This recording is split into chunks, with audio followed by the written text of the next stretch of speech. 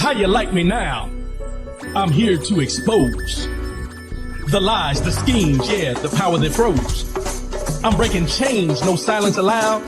Speaking for the people, I'm making you proud. From the streets to the suites, I've been in the fight. Shining through the dark, bringing truth to light. Leadership in action, and the time is ours. Rodney's on the mic, speaking truth to power. Speak on it now, let the truth unfold. Speak on it now, gotta break the mold. From the pain to the purpose, let the voices tower. Rodney W. Collins, speaking truth to power. I've seen the struggle, I've felt the strain, but silence in the face of wrong is the real pain. It's more than a fight, it's the courage to stand and build a better world with this strength of our hands. Leaders and liars, we're calling them out. For the ones without a voice, we're ending the doubt. Every word I speak, every action I take, it's about the truth and justice, no room for fake. Speak on it now, let your voice ignite. Speak on it now, stand up, take flight. From the ground to the towers, let the movement flower. Rodney W. Collins, speaking truth to power. Stand tall, speak loud, let the world take note. Power to the people, every word I quote. This is your moment, the time is here. Rodney's on the mic, making change crystal clear. Speak on it now, time to break the chains. Speak on it now, let the truth remain. From the silence to the spotlight, let the voices shower. Rodney W. Collins is speaking truth to power.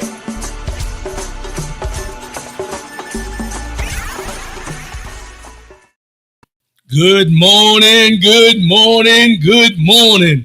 Welcome, welcome. I am Rodney W. Collins, and this is the Speak on the Show. First and foremost, giving honor to God who allows me to come at you in this manner on a weekly basis. How's everybody doing out there? Hopefully everybody is safe.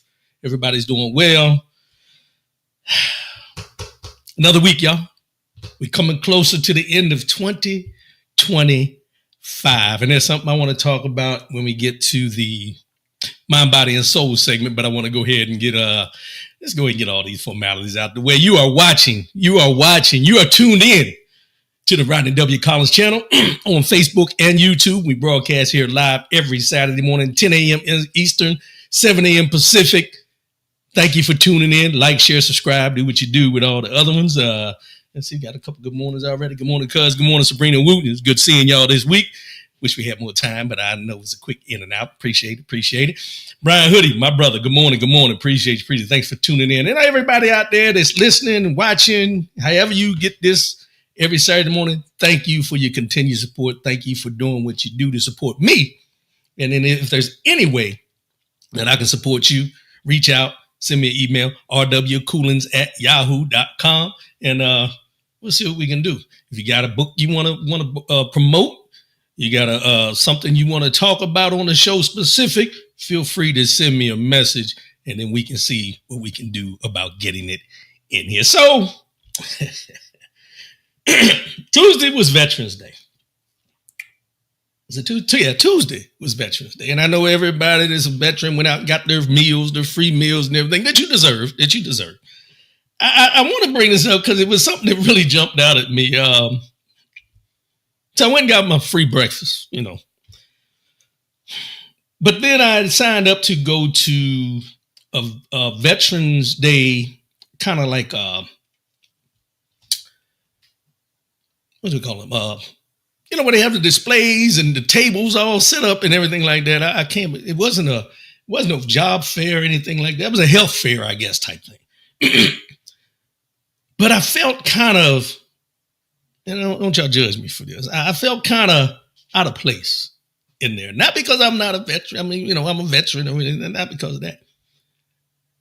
But what I noticed was every table that was set up, most of them, majority of the tables that were set up in there were dealing with home health care, hospice. Now, my wife was with me. My wife's a CNA. She's a nurse. So she's talking to the different tables, and I'm walking through there. I'm like, if we have health care through VA, and some of us are retired and have health care through TRICARE, and they had a lot of Medicare and all these things set up, and it was odd to me walking through there. And then after I walked out, it clicked.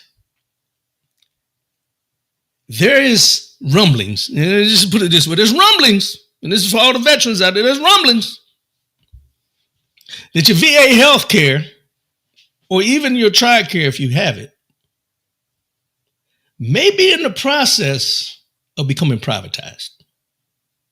Because I even asked a question to some of them. I said, do you accept TRICARE? They said, yes, we accept TRICARE. So I'm just telling you from my perspective. I can only speak from my perspective. I haven't seen anything in writing and everything, but we know they've been talking about privatizing health care for veterans and then, you know, the TRICARE aspect as well. Be aware and pay attention, because every booth, well, I won't say every, but a majority of the booths that were in there that people had set up, that with hospice care, Medicare type things, home health care, different things like, and then when they're talking to me, they're looking at me, they're like, oh, do you have Medicare? And I'm thinking, no, I'm not even 60 years old yet. So those are the things that I'm noticing, that some of the writings on the wall. And the reason I bring that up is because the other writing on the wall is, I don't know if everybody's seen this, but there's this big push right now to privatize the commissaries on the basis. There's a push, and they put bids out for people to come in and take over the commissaries away from DECA, which is what has been under forever, what we know. But they're looking to have someone come in, or these people to bid, to take over the commissaries on the basis. The privatization of the military complex and everything associated with what we know with the PX, the commissary, PXBX, commissary, AFES, all these different things are looking to be privatized. And why is that? Simply because they want to grease and line the pockets of the wealthy. They want to put them in these places where they can make more money, because, the defense contractors was one part.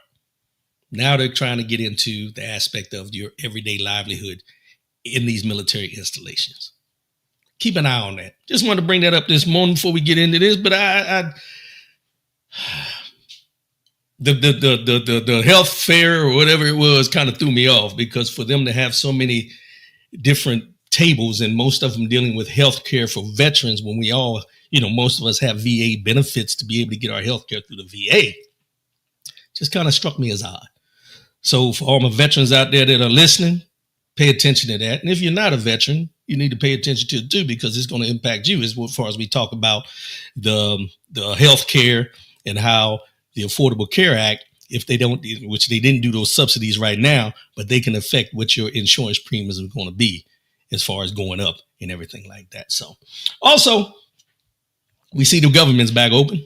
How it's going to affect air travel and everything for the holidays. They say it's hit and miss or whatever, but let's keep our prayers that everybody be able to get home to their families safely and everything like that, in spite of the fact that the government is back open.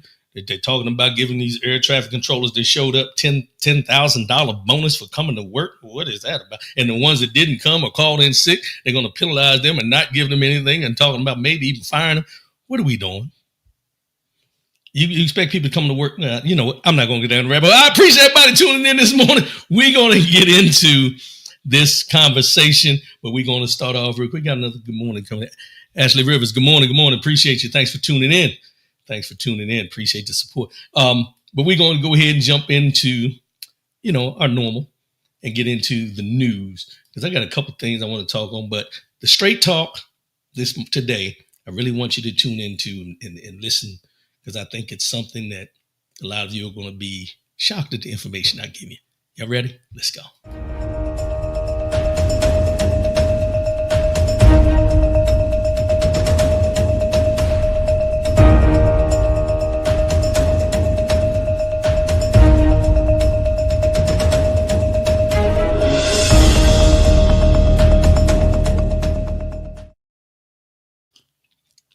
In the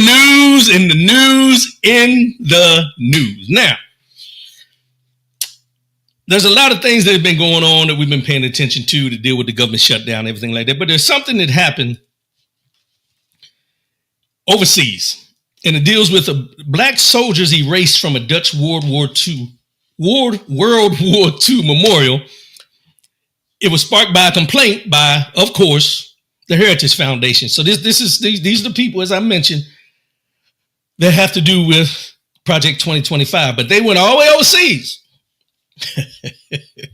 They put a complaint in all the way overseas to remove a memorial for the African-American soldiers that served during World War II. It was a memorial that stood up. In 1944, the all-black 960th Quartermaster Service Company was given a horrific task. Build the Netherlands American Cemetery at Margraten. They dug graves by hand in frozen ground, burying over 20,000 bodies. The trauma was so severe, their leader, Jefferson Wiggins, didn't speak of it for 65 years.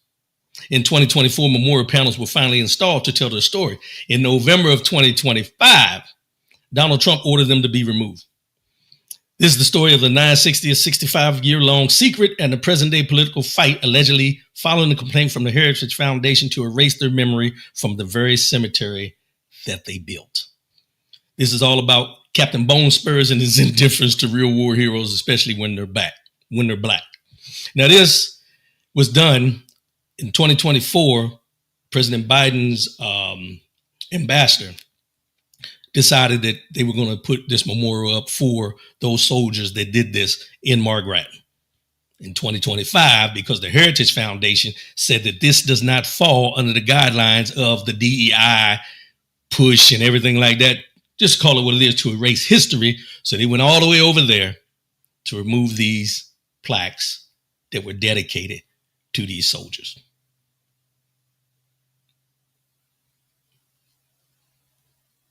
Erasure of history, no matter where it's at, no matter who it's representing, as far as if you're people of melanin content that have served this country, they're actually taking the steps to go overseas and remove these tributes to these soldiers.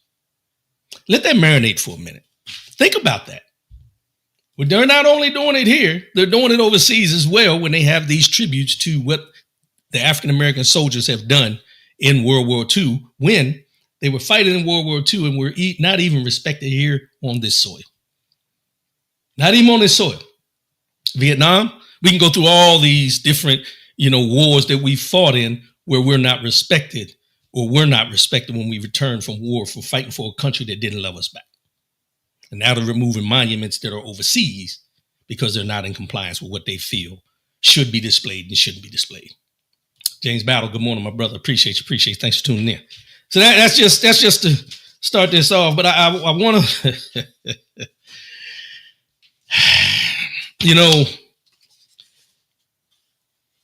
I want to say this real quick because there's certain things that I can tolerate. There's certain things that I can overlook. But there's certain things that just don't sit well with my soul. And one of the things is that what this administration is doing and what they've been doing as far as trying to erase the history of what African Americans, blacks have done in this country and for this country. And that the people that support this administration, the people that I've served with in the military and people that I know growing up and I have classmates with and friends with that still support this administration, that supposedly call me a friend, doesn't sit well with my soul. For the simple fact that if you see all these things that are going on and you're still supporting these things, that just tells me where you stand as far as I'm concerned. Now, you may not see it that way, but I see it that way.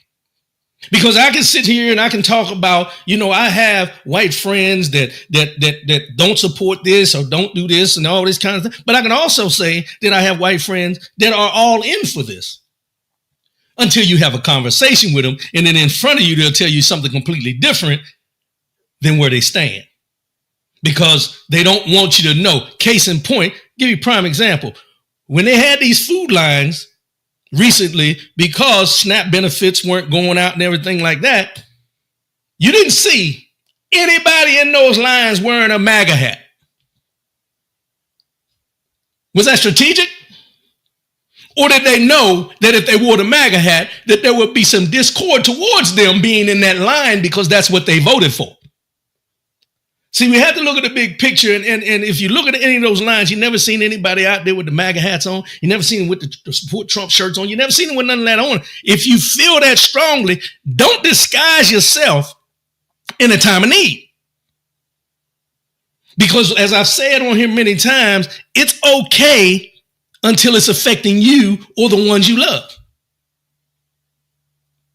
So when I see these things about the veterans that have served this country and done things for this country, and then we're removing statues and erasing the information from Arlington National Cemetery and all these different things that we've heard about going over and over and over again, that was written out in Project 2025, but y'all didn't want to read that. This is why it does not sit well with my soul. Now, I'm a God-fearing man. And I believe in the fact of, love thy neighbor. Hate is such a strong word that I choose not to use.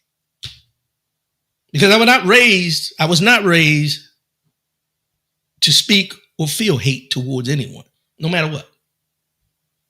But I'll be damned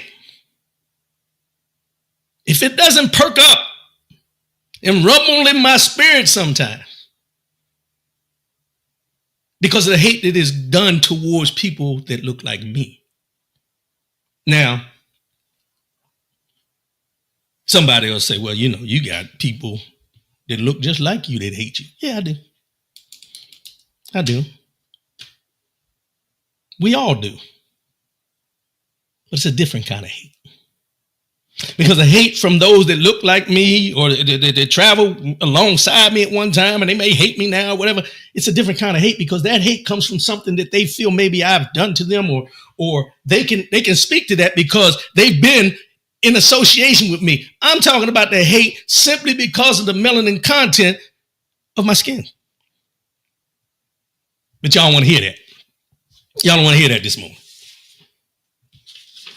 Y'all don't want to hear that. Just like the fact that when we hear people say, and it's disrespectful at this point, they want to say Obamacare, Obamacare, Obamacare, because he was the one to put it in place when it's actually the Affordable Care Act. But if they keep saying Obamacare, there's this hatred towards him just because of who he was and sat in the Oval Office. That they keep saying Obamacare, that they want these people that are uneducated and uninformed to think they're getting rid of it simply because he did something wrong. But what they don't realize is the fact that everything he did benefited them. But if we put Obamacare on it and keep saying Obamacare, then it'll keep the facade that it's bad. Wake up, people.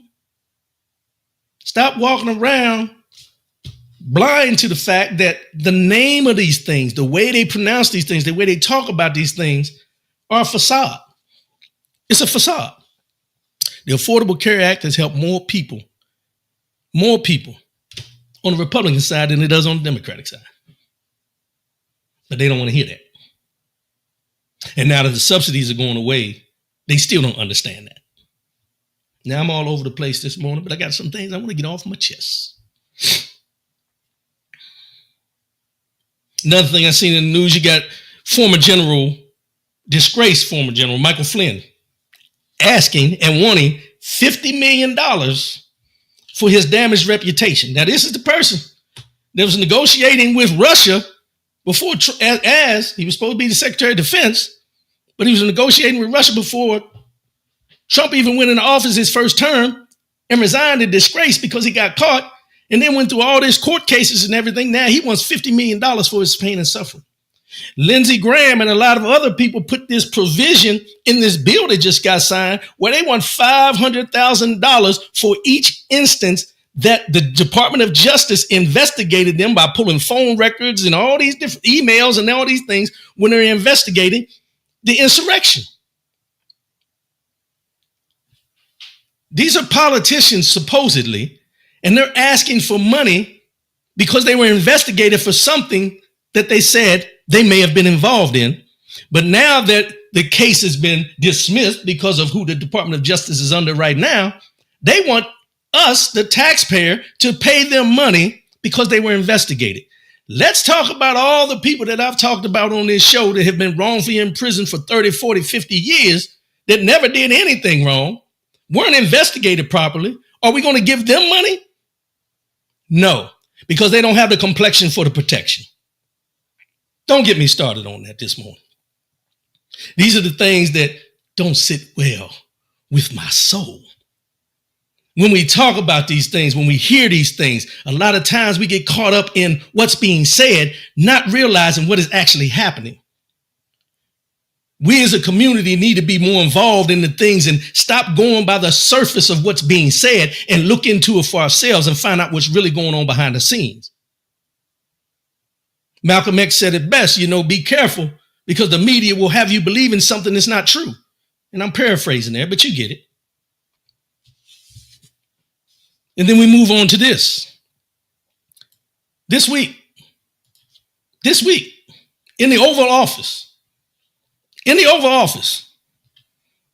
James Goodwin, good morning, my brother. Appreciate you. Thanks for tuning in. This week in the Oval Office, this is Donald Trump hosting an ex-Al-Qaeda fighter who had a $10 million bounty on his head, who became the Syrian president, and he's standing in the White House. Standing in the White House, the people's house. He had a $10 million bounty on his head because he was killing American soldiers when he was Al-Qaeda. But this person, this guy, had him in the White House this week. James Battle, those phone records belong to the American taxpayer. They were involved in an attempted coup and there needs to be accountability. Yes. And to go back to that, the phones that they have are government issued phones. They're not their personal phones. I guarantee everyone up on that hill has a government furnished phone that the government is paying for, so it's not their property. But I digress. Thank you, Bob. But this week, his name is Ahmad al-Sharaa, and he's Syrian president now. This marks the first White House visit by a Syrian head of state since the Middle Eastern nation achieved independence from France in 1946, and follows Washington's decision to lift sanctions that were placed on Syria throughout the Assad family's decades-long rule. Al-Sharaa commanded the rebel forces that overthrew former Syrian President Bashar Assad last December, as appointed the nation's interim leader in January. Trump and al-Sharaa, who previously maintained connections to Al-Qaeda and carried a $10 million U.S. bounty, initially met in May in Saudi Arabia. During that encounter, the U.S. president characterized al-Sharaa as a young, attractive guy, tough guy, strong past, very strong past, a fighter.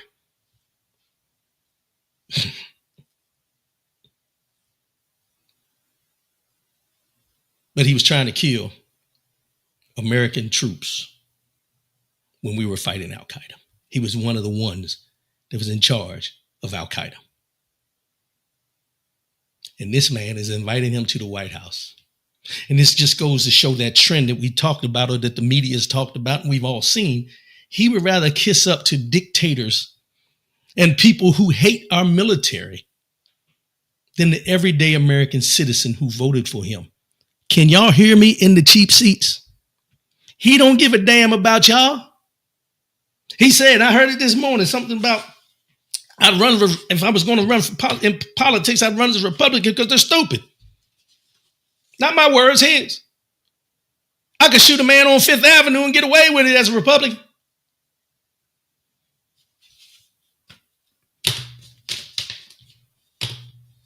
But y'all don't hear me, though.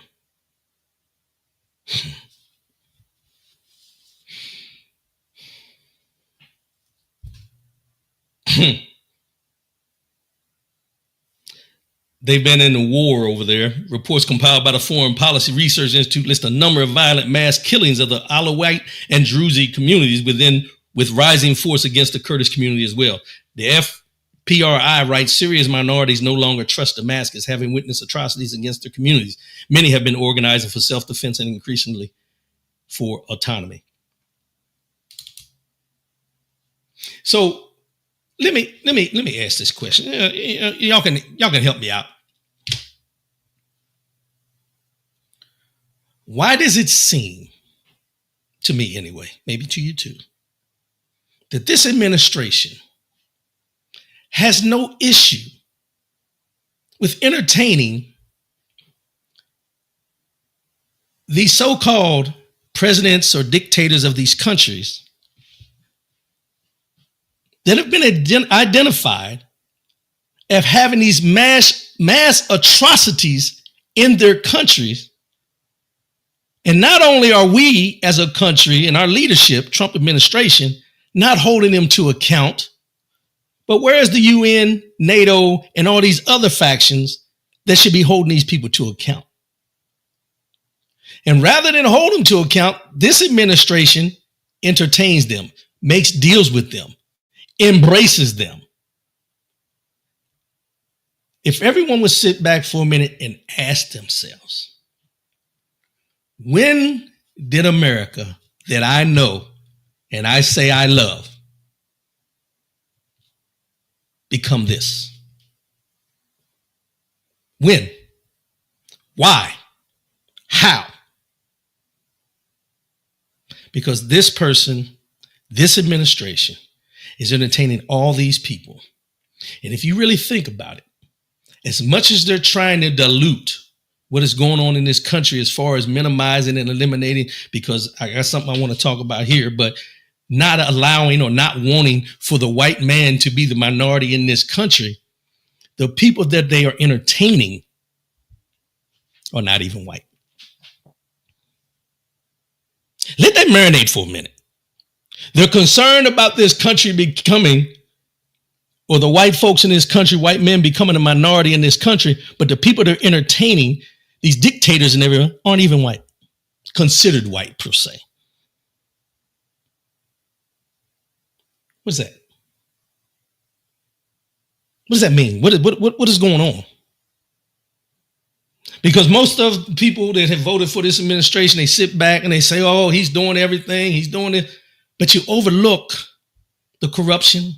You overlook the fact that, they're taking what we call democracy out of our hands. This is where we're at. This is where we're at. And here's another caveat that I'll put on that with this person in this administration and what they're doing with these friendships with these people around the world, because they're giving them gifts and giving them money, because as I told everybody before, this is the money grab. The Justice Department sues to block California U.S. House map in clash that could tip control of Congress. Now, this in the election, was it last week or the week before? I can't remember.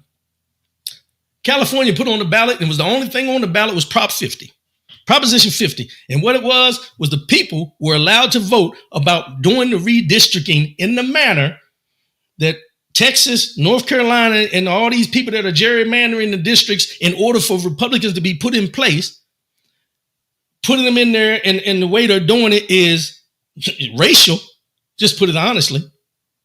But Gavin Newsom, the governor of California, did it the right way and let the people vote on it and whether they wanted it. And it passed resoundingly. And now the Department of Justice, through the person that sits in the Oval Office, is suing California for that.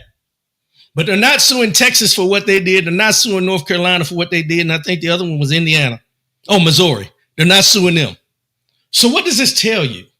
This tells you this is all about power and control. Because what we had to do is we had to step back. When people say, I don't vote because my vote doesn't matter, you're lying to yourself to justify your ignorance in how the system works. If your vote did not matter, then these things wouldn't be happening around us with the gerrymandering and trying to put people in position to win by cheating. If your vote didn't matter. We got to get this stigma out of our head that your vote doesn't matter. Get to the polls, do the right thing, because this is the reason why they're able to do what they're able to do with this gerrymandering. because we don't go to the polls like we're supposed to go to the polls and let our voices be heard. So now you got the Department of Justice suing California. The complaint filed in California federal court targets the new congressional map pushed by Democratic Governor Gavin Newsom in response to a similar Republican-led effort in Texas backed by President Donald Trump. It sets the stage for a high-stakes legal and political fight between the Republican administration and the Democratic governor, who's seen as a likely 2028 presidential contender. California's redistricting scheme is a brazen power grab that tramples on civil rights and mocks the democratic process, Attorney General Pam Bondi said in the emailed statement. Governor Newsom's attempt to entrench one-party rule and silence million Californians will not stand. Newsom spokesperson Brandon Richardson said in the statements, these losers lost at the ballot box and soon they will lose in court. The legal move against heavily Democratic California marks the first time the Justice Department has sued over a flurry of unusual mid-decade House map revisions across the country that were drawn to maximize partisan advantage in advance of next year's elections. And I bring this up because I want people to listen and understand.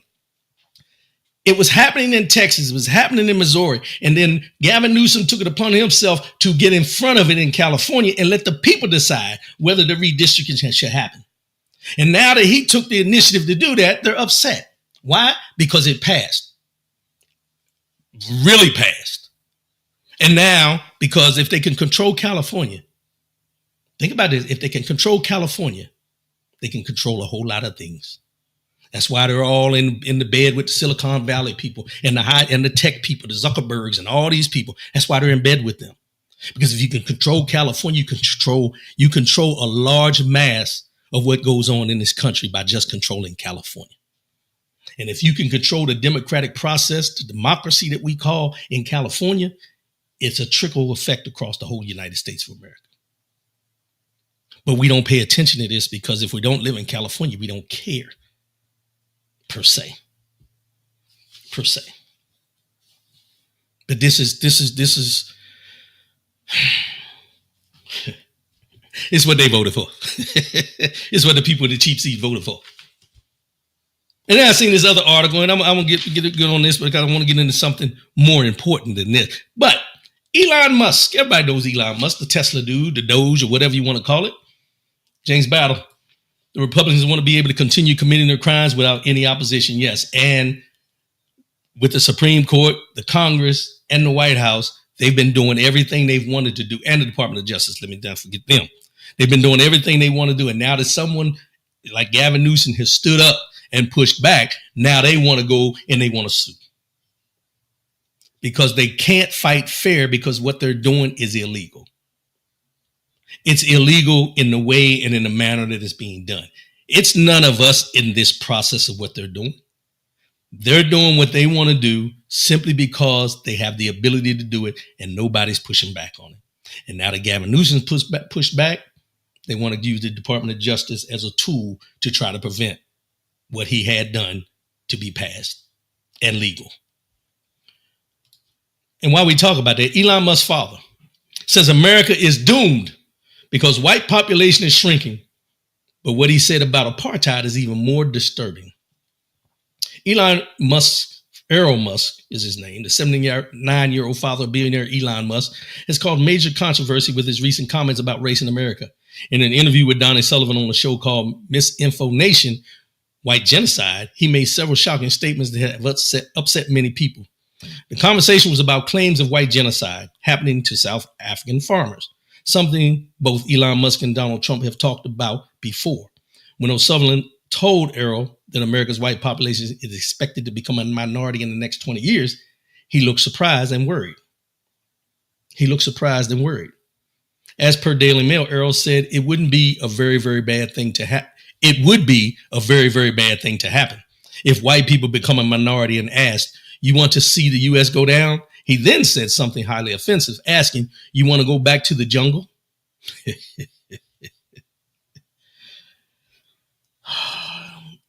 I can't make this stuff up. If you want to see the U.S. go down, if white people become a minority, you want to see, he asked the question, do you want to see the United States go down? He then said, do you want to go back to the jungle? These comments came after hearing that by 2045, minorities will make up 51% of Americans, with Hispanics at 24.6%, Black people at 13.1%, and Asians at 7.9%. Now, this is a man who was involved in apartheid in South Africa. And this is what he said. This is the part I really want you to hear. When a reporter said Black people were treated badly for decades under apartheid, Errol responded in a way that stunned the viewers. No. How do you oppress? You know, we gave them work. We fed them, he said. He tried to argue that because the Black population grew larger, it meant they were treated well, saying they grew from a tiny little group into a massive group. That's not oppression, that's feeding them. He kept saying he never witnessed any oppression at all. I've never seen this oppression you're talking about, he insisted. O'Sullivan pointed out that Earl probably didn't see it because he's white, which made the exchange even more heated. The younger Musk has had his own problems, including backlash over his partnership with Trump that sparked a Tesla boycott.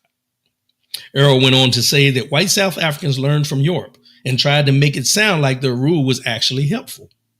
His refusal to accept what apartheid really was and his claim that the system was somehow good goes against everything we know from history and the millions of Black South Africans who lived through that terrible time.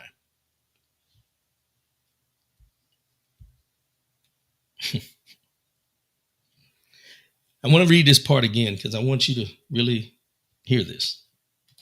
James Battle, Elon Musk, and Peter Thiel, two South Africans, practically run the White House. Yes, they do. They do. But I want y'all to hear this again, where he said, no.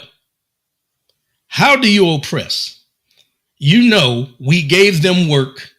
We fed them. They grew from a tiny little group into a massive group. That's not oppression. That's feeding them. He said they were treated well, which is why they were able to grow. This is the same talking points that we've heard about slavery in this country. They were fed well. They had room. They had the master treated them well. They treated them like this. They fed them. They gave them work. They did all these things. But the one thing that they don't talk about is the oppression in the oppression fact is that they were not free to do anything on their own. You held them captive to make generational wealth for you. But you fed them. Are you serious? This is the narrative. This is the narrative that has been going around into these younger generations' minds from this generation like him, who is 79 years old, that slavery was a good thing. And then you got people like Byron Donalds and these people talking about slavery wasn't a bad thing. What was bad was the welfare system and all these different narratives that come out to make it seem like all the atrocities that happened to our people on this soil were not bad, which is why they're trying to get rid of the history books and change what it says and what is right. The reason they took down what it said over there in the Dutch colony, when they took that thing down about what I talked about at the beginning of the show, because they don't want to show that in spite of the fact of how we were treated in this country, we still fought the wars for this country and came back to a country that didn't love us back. But this is where we're at. This is where we're at. Faith Jackson, good morning, my brother. Appreciate you. Thanks for tuning in. This is where we're at. We'll be back in a minute. Let's go. Only the warrior who has faced battle truly knows its cost. Yet it's the spectators who shout the loudest. Everybody's got something to say about your life, but most of them, they've never fought your battles. They didn't feel the pressure. They didn't carry your fears. They weren't there when you almost broke, but didn't. So don't let their noise define you. Don't explain your scars to the unscarred. Respect your scars. They're not signs of weakness. They're receipts of your strength. You're not here for applause. You're here for alignment. Legacy isn't given, it's built. Own the journey. Embrace the power. Live the legacy.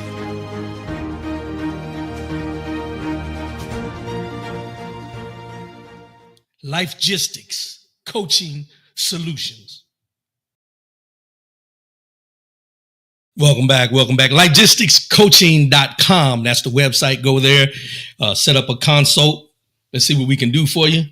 And also you can reach out to me at lifegisticscoaching@gmail.com. So I want to get into this because I think it's something that it is not as celebrated in the realm of what it should be celebrated for, especially during this time.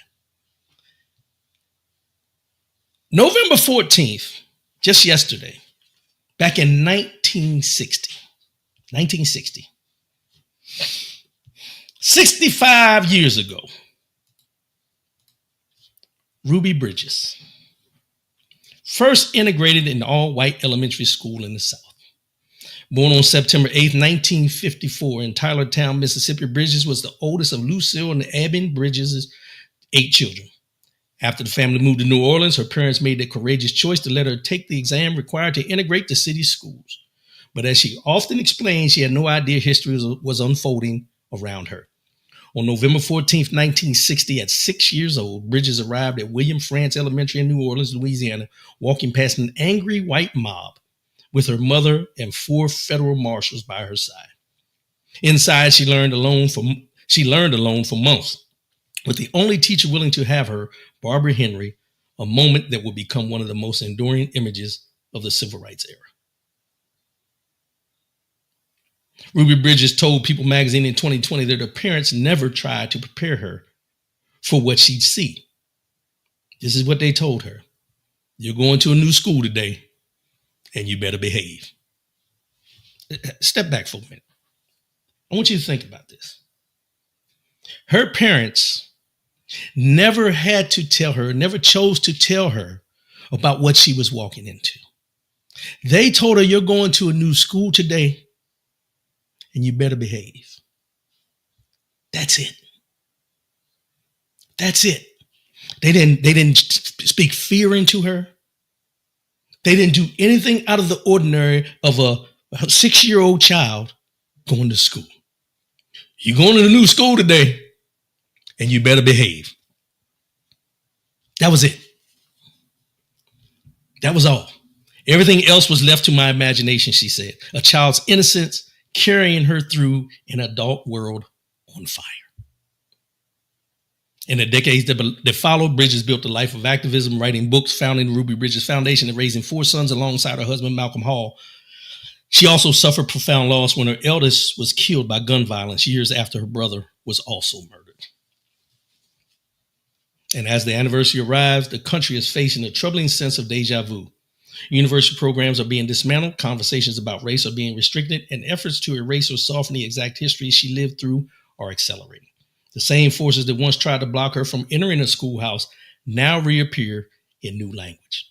Anti-DEI, anti-CRT, curriculum bans, but with the same intent. It's a reality she understands all too personally. While discussing her son's death with NPR, Bridges explained that grief clarified something she had always sensed about the work still ahead. It made me realize that I had a lot more work to do, that all of us, no matter what we look like, we all have a common enemy, she said, and that is evil. Even if we don't understand that and come together, then evil will win. 65 years ago. 65 years ago. This young lady, 6 years old, escorted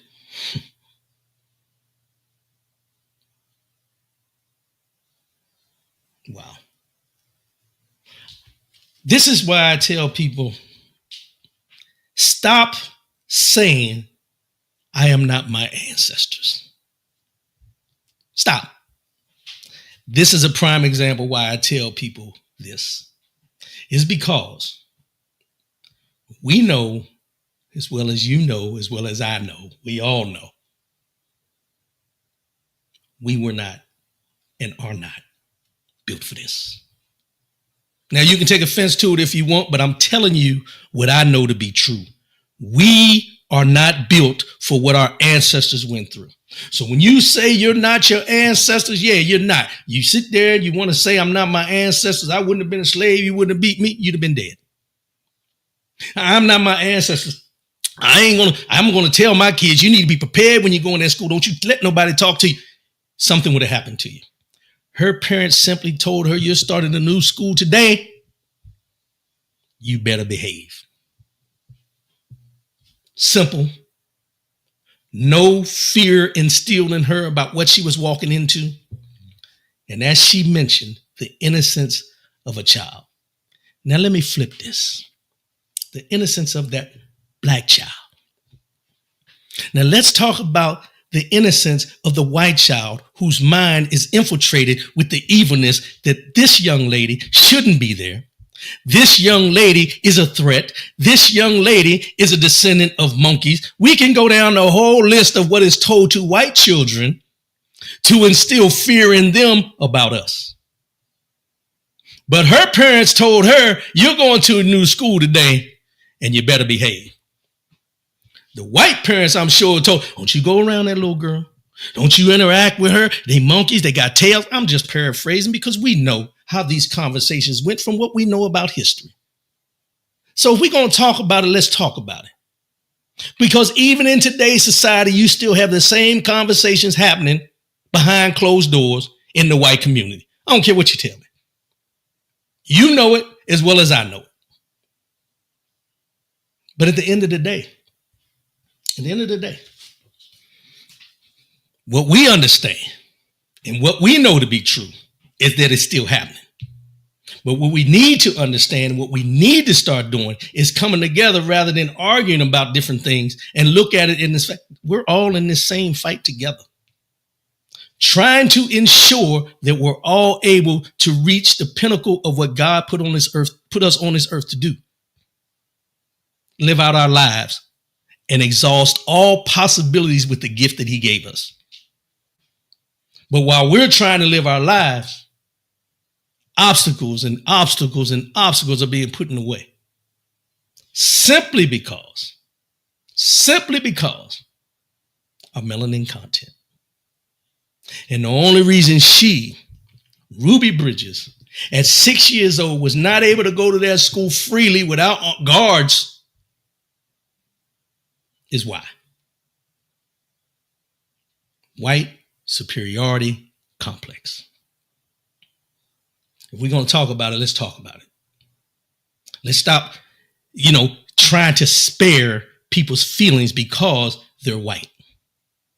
They know like we know. These things were done. These things are in history. These things are still being done today in a systemic way. So why are we trying to pacify their feelings about how we feel about the things that are going on? Speak your mind. Even if your voice shakes, speak your mind. Because this young 6-year-old young black girl should not have had to have escorts in order to go and get an education. But in today's society, we pull back on saying what we got because we're worried about whether we're going to lose a job or whether somebody's going to report us to this or that. Speak your mind.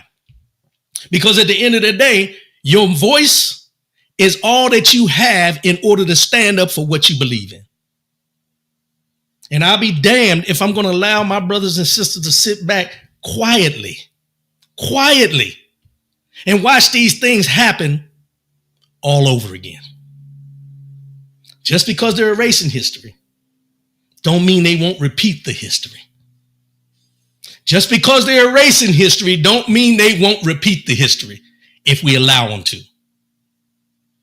So rather than us going back and forth and talking about this person's too loud or this person's too ghetto and all these different things, come on. We all in the same fight and we all looking for the same thing. Freedom and equality. It's that simple. It's that simple. And I want you to understand why I wanted to bring this up. Now, yes, this is the anniversary. But this was in 1960. I was born in 1966. This was only 6 years before I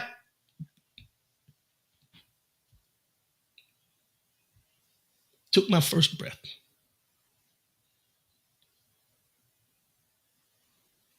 And as much as people want to say that things have changed so much, they haven't. They haven't. Just because our kids are able to sit in the same lunchrooms and walk into school, ride the same school buses and get the same teaching in the schools, they're not teaching this. They're not telling you what happened then.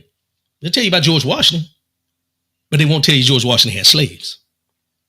They'll tell you about Abraham Lincoln, but they don't tell you what he had to go through in order to sign the Emancipation Proclamation. They'll tell you about all these presidents before Barack Obama, and then they'll talk about these presidents after Barack Obama, but they won't tell you about all the atrocities that these other presidents have done, as well as Obama with some of the wars. Let's be real. But they won't tell you how some of these presidents have put legislation in play to keep African-American blacks in this country at a certain level.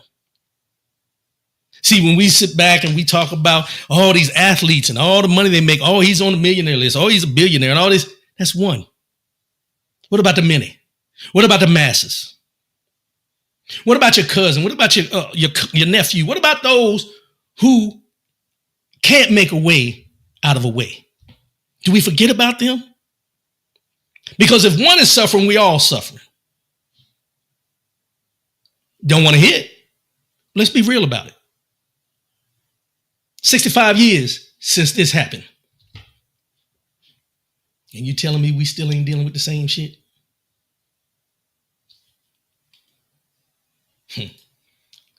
Killer Groves, going right. Appreciate you, bro. Thanks for tuning in. Thanks for the support. Yeah. So miss me with a lot of it. Miss me with a lot of it. Because in my, this is my go-to now.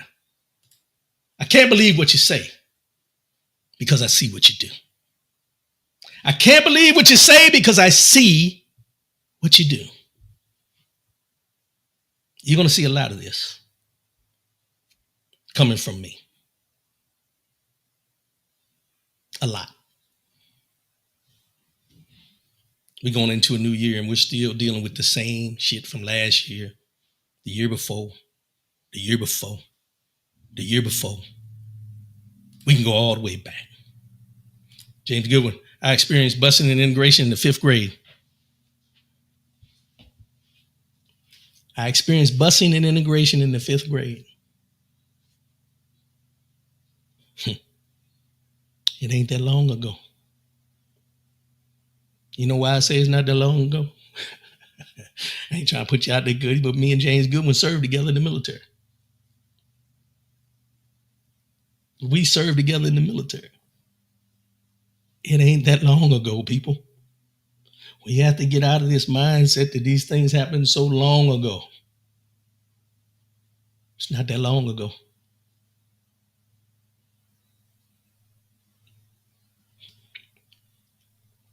It's not. Let's get into the straight talk segment. Let's go.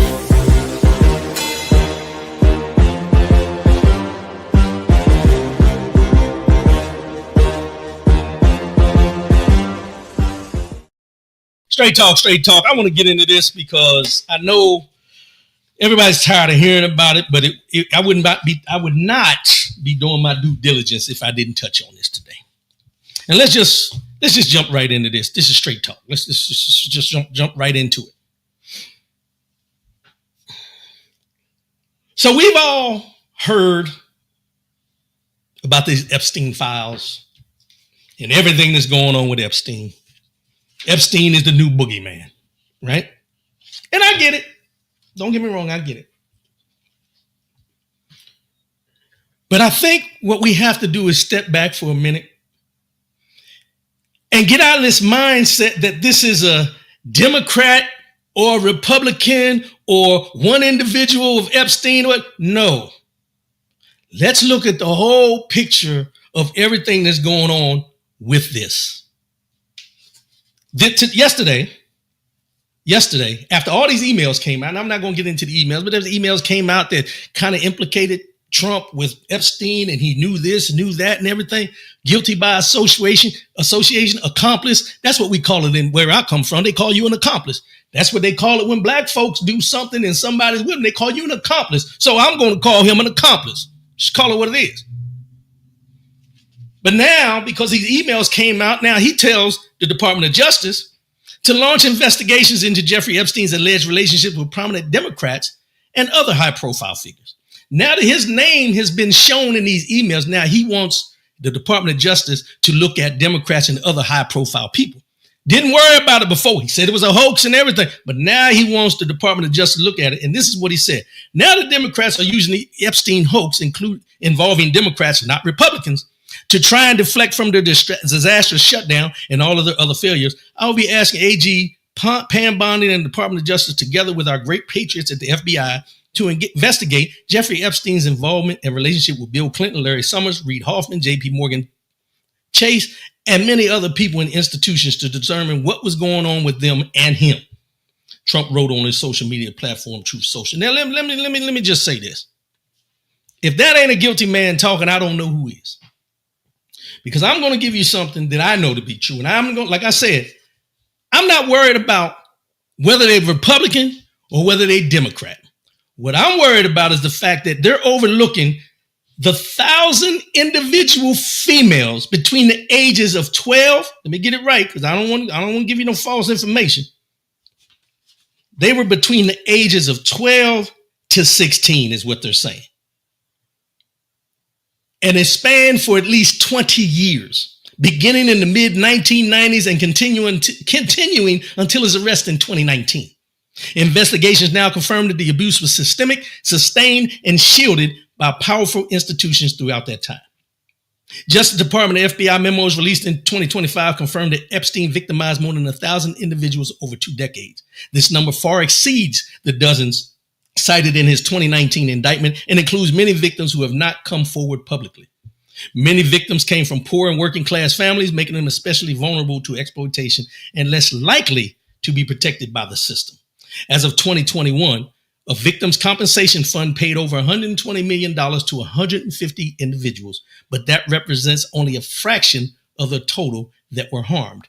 150 out of 1,000 seen some type of payout because of what was done to them.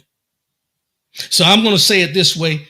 I don't care about Republican. I don't care about Democrat. But what I do know is that there are these damn men, old men, taking advantage of young girls in this system that has been going on for so many years. And I don't care if they want to blame the Democrats or the Republicans. They all knew. This is not something that just came up when this person got into office. Was he involved? Yes. I'm going to say it. I'm not saying allegedly. Was he involved? Yes.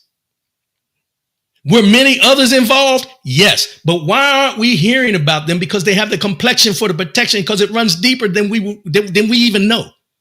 And nobody's talking about the victims. But let me just say this, because I don't do comparisons. I do facts.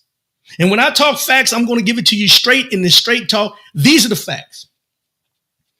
Bill Cosby was accused of drugging women that came to his house. He beat it.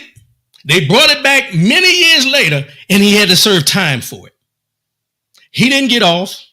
They didn't talk about, well, there was more people. He's Democrat, Republican. No, Bill Cosby was held to account for what they say he did by the women who accused him. Witch hunt? Who knows? But at the end of the day, he talked about using these things to drug women. Let's move on. R. Kelly, same type of thing, taking advantage of young girls. He's 30 years. He's doing 30 years in jail for the crimes he committed. No complexion for the protection. Diddy, the sexual assault, prostitution, all these things. He is serving his time right now. So you're telling me that you can get these individuals like this, but you can't get a full prostitution, pedophilia ring that has been going on since the 1990s? And you all knew about it. This is why this information is not coming out, and it's only being piecemealed out. because the people's names that are in these documents are people that some of you have idolized because of where they sit. Some of these people are the same people that sit up there making legislation against pedophilia. Some of these people are the same people that you go to the ballot box and vote for every year after year after year. These are the people that are in those documents. These are the people, and why you won't find out how deep it runs. And these are the people that made sure that Jeffrey Epstein would not go to trial. I said it. These are the people that made sure he would not see a day in court for the federal conviction. Because these people know this runs deeper than a Trump, a Democrat, a Republican. This runs deep.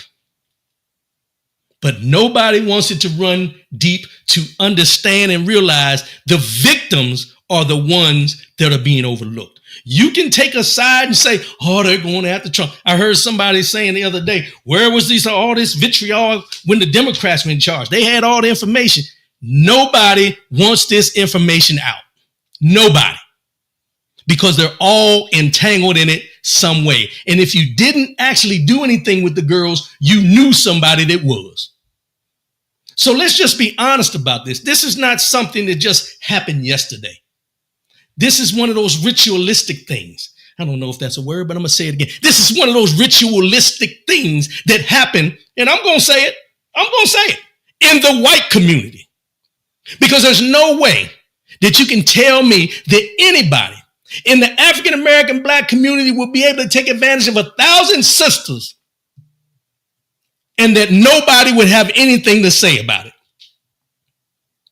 Nobody. But when you have the complexion for the protection, you can get away with these things for 20 plus years. And nobody in the Department of Justice, in the legal system, would do anything about it because they know somebody who knows somebody that's involved. I don't care what anybody says. This runs deeper than we know. And it's going to run deeper than we will actually find out because they're going to protect who they want to protect. The only person that knows the entity and everything that's involved with this was supposedly, allegedly found hung in his cell. The woman that is also involved in this is at a country club chilling because she knows just as much as he did. Do not underestimate what this government can do when they want to do it and then point fingers at everybody else. So when you see these names of Democrats supposedly involved in this coming out, it's not by chance that they were the only ones involved. There's deeper people involved in this than we will ever find out. Trust me when I tell you. Trust me, James Battle, if he really cared about these pedophiles, why did he nominate a pedophile to be attorney general? They think we're all stupid. Yeah, Matt Gaetz. He took advantage of a young girl who needed some dental work done. And he was having sex with her, a minor. And I can't remember her name, age 16 maybe, something like that, 15, 16. But he paid for dental care. But he took advantage of her. And he was supposed to be the attorney general. He was up on charges. They kind of disappeared. So when you see these things, don't get caught up in the Democrats ain't doing this or the Republicans ain't doing that. Let's look at it in the whole scope. These were grown-ass men taking advantage of young girls for shits and giggles. But what we do is we get caught up in the media and what the media is saying and what they're reporting, the little bits and pieces. Let's not lose focus. These young women that are now coming out saying we want justice were taken advantage of by grown-ass men who knew what they were doing.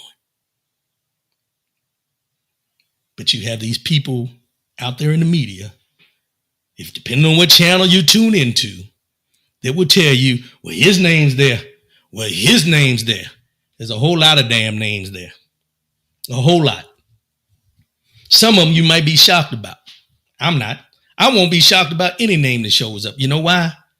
Because what we know to be true, let's just be honest. What we know to be true historically in this country, and I'm going to say when it comes to white men, they do what they feel they can do because they have the power to do it in their mind. Now, somebody get mad and say, why are you calling out white men like that? Because I can. Because I can. And history has shown me through the different trials that I've watched, the different things that go on in this country. Think about how many times you see people rape young men, rape these young women, and get a slap on the wrist. They don't do jail time. They may do a 6 months public service thing or something like that. But if you're African American, black, and you commit a crime like that, you're going away for a long period of time. So what they've done is they showed these young white men that no matter what you do, we got you. We're going to protect you. The system was built for you, not for them. So when we talk about the system worked, the system didn't work, the system is working in the manner in which it was designed to work, to protect those who need protection. And that's not necessarily people that look like me. The system is worked in which it was designed to work. Get off of this. The system ain't working. The system's broke. The system been broke for us. It's working for who it is designed to work for, which is why when they brought Epstein in Florida, and he was able to do a plea deal to not do maybe but a couple months, and then later on, the federal jumped in, and that's why he was in jail when he ended up dying. But before that, why do you think he was given a plea deal with everything they knew? Because of the people that were involved. They don't care about the victims. This is not an administration of law and order. Nowhere, no how. Let's just call it what it is. Call it what it is. These people don't care about you and they don't care about the victims. They care about themselves. Money, power, greed. That's it. Money, power, and greed is what it comes down to. Let's go.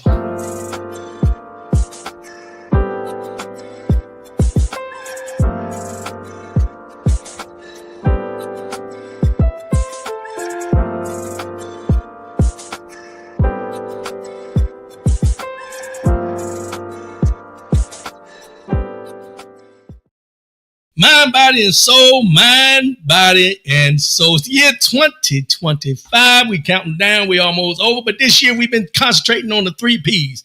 Purpose, power, and possibility. With purpose, I align my actions. With power, I claim my strength. And with possibility, I embrace the endless opportunities that life has to offer. Today's mind, body, and soul. Last week, I hit y'all with one that was kind of heavy.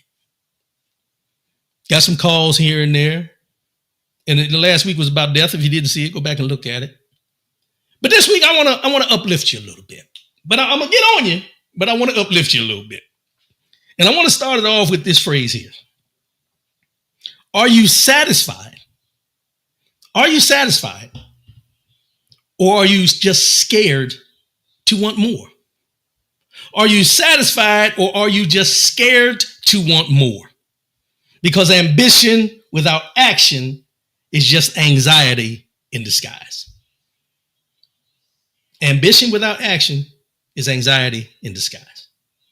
Are you satisfied or just scared to want more? I bring this up because let me just put in these texts here so you can understand. I'm going to talk about me for a minute, which I know a lot of y'all think I always talk about me, but in this sense, I just want to bring it to you in this manner. But put yourself in here any way you can. I will be 60 years old in April 29th. Anybody want to send gifts, feel free. But I'll be 60 years old in April. And I sat back after last week, after talking about death and how, we're not afraid of death. We're just afraid of how and when. But then I had to sit back for a minute and ask about my life and look at my life and everything I've done in my life. And at the age of turning 60, we all talk about, oh, I'm about to retire and I'm about to do this. And, I've worked and I ain't got to work no more. All these different things we talk about. But my question to me, and I'm going to ask you is, are you satisfied? Are you satisfied with everything you've accomplished up to this point? Are you satisfied to the point that this is it? This is what you're just going to chill now? Or are you going to go ahead and do some things else? Because what I realized was after asking myself, am I satisfied? I had to step back for a minute and say, wait a minute. I'm not done. I am not done. And the reason I asked that question, or am I just scared to want more? What else do I want to accomplish? What else do I want to achieve? What else do I want to do for me? See, we work, and I'll break it down this way. Up until you're 18 years old, you're your mama's child. Man or woman, girl or boy, you're your mama's child. When you hit 18 and you start making decisions, you go out on your own from 18 to about 40, 45, you got your career, you're doing things, you got a family and everything. Now you belong, or your focus is those folks, those kids that you're raising, the wife that you may have, or the spouse you may have, the husband, whatever. You're concentrating on them as well as your job. Your focus is them. But then retirement time comes. Retirement time comes, you decide to walk away from your job, you want to enjoy life and everything, but now ask yourself, am I satisfied with everything that I've done in my life? Am I satisfied with everything that I want? Because you gave your first 18 years to your family, growing up, trying to find out who you are. From 18 when you leave home up until about 45, 50, whatever it is, you're taking care of everybody else, you're doing everything, but what have you done for you? Are you satisfied with the path that you've been on? Are you satisfied with the things you want to accomplish? Are you satisfied with life as a whole? Because something I didn't say last week, but I'll say now, there are no do-overs. There are no do-overs. You get this ride one time. So you have to ask yourself, are you satisfied where you sit? Or are you scared to want something else? Are you scared to want more from your life than what you've already done? And then the question is, why would you be scared? This is not new. See, I think we get to a certain point in our lives where we look at things that we've accomplished and what we've been through and everything. And then we get to a certain point where we can retire and we be like, woo, I'm done. But are you? Are you done? And if you are saying you're done, are you satisfied? What else can you do? I just tell you, something I've always wanted to do is play a saxophone. I don't know why. I just love the saxophone. And for years and years and years, I said, I'm going to go get me a saxophone. I'm going to learn how to play this thing. As of November 15th of 2025, I still do not have that saxophone. Am I satisfied? No. Am I scared to want more by going and getting this saxophone? A little bit. Because at this point, we get to a point where we don't want to learn nothing new. But it's not learning something new. It's trying something you never tried before. See, I think sometimes we think we're not going to be good at something, so we don't do something. But I will tell you today, November 15, 2025, I'm going to get that saxophone. I'm going to get that saxophone because I'm not satisfied with the fact that I've been saying I'm going to get one, and I still haven't gotten one. Something I've said on this show before, and you've heard me say it, and I'm going to say it to you again today about being satisfied or just scared to want more. Ask yourself in this manner. With everything you've done in the past, up to today, have you exhausted all possibilities of the talent that God has bestowed upon you in this life? Have you exhausted all possibilities to use and exhaust the talents that God has given you up until today in this life? I'm going to go out on a limb and say that 99.9% of y'all said no, if you're being honest with yourself. And the reason I say if you're being honest, because there's something, and I know it's not just me, but there's something that you've been saying that you've wanted to do in this life for a long time that you haven't done. And I don't know if it's the fear of failure. You know, I don't know. I just know what I know about me.